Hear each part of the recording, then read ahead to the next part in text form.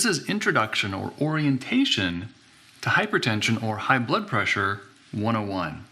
And we have this amazing, wonderful vascular system. We think about the heart, but it's actually all the blood vessels throughout the entire body. The heart does the pumping, but we have a lot of plumbing. It's carrying the current of life, and this has been the topic of many cultural things over the centuries and the millennia in terms of the heart, descriptively, figuratively, and physically.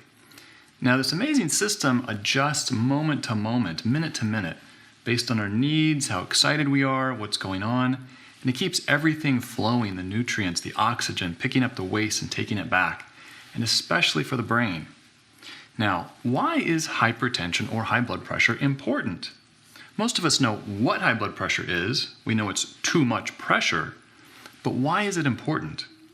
It's kind of like the oil pressure in your car. That oil needs to be circulating all the time, keeping things healthy, working right. When that light comes on your dash, you really need to pay attention. It could indicate a very critical problem. Now, there's two sort of big concepts around why it's important. One of the prime reasons is that this is important is that high blood pressure is an indication that systems and bigger things aren't working well. We need to pay attention.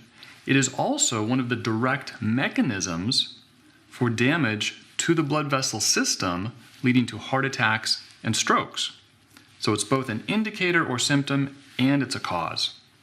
Now, the organ at issue, many people think is the heart. It's actually not. The heart in and of itself needs the plumbing to supply the oxygen, the nutrients, just like the rest of the body. It's actually the endothelium, or the tissues lining the blood vessel walls, that's the organ at issue. Now, there's several key systems that we really need to understand. One is the quality of the blood. Now, the science is showing that there is a direct relationship between quality and blood pressure. And what do we mean by quality? Well, most of us know about cholesterol. Cholesterol being high is a problem.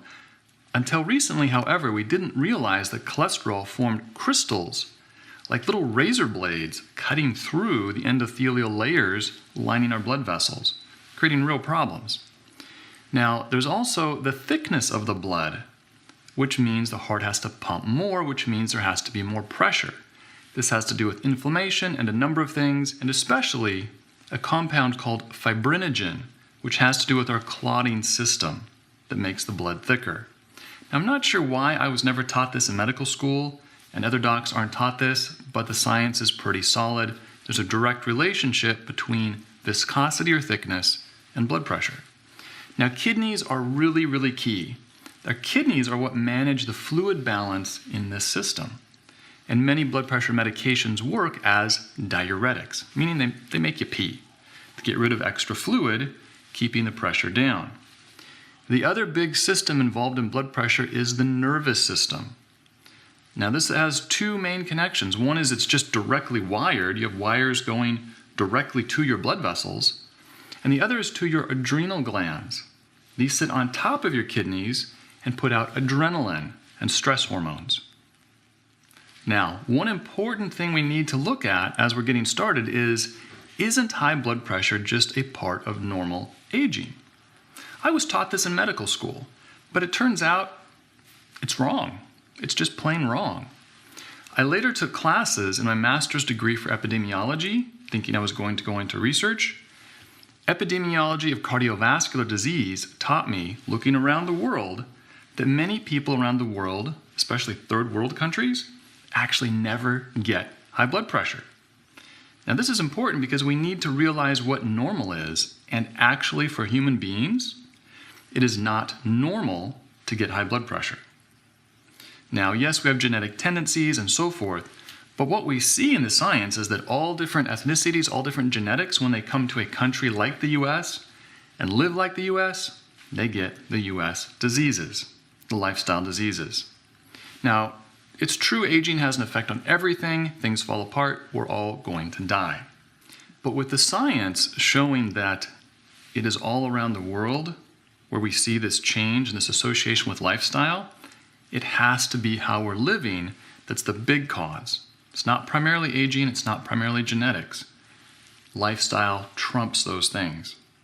Now, just to give you a taste, how powerful is lifestyle medicine for high blood pressure?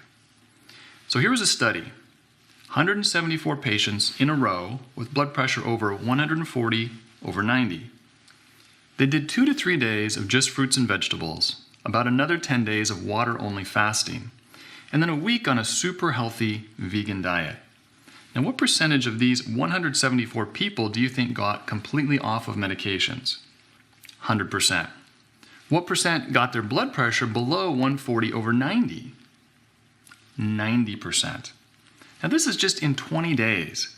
And I can tell you that I have seen firsthand, without the long water-only fasting, but a lifestyle program that's intensive at a center, easily over 50% of people get off their blood pressure medications to normal in 21 days or less. No fasting.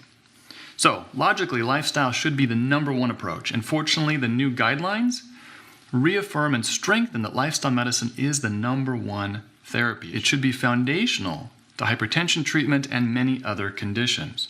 And we're going to walk you through those guidelines in one of our other sessions.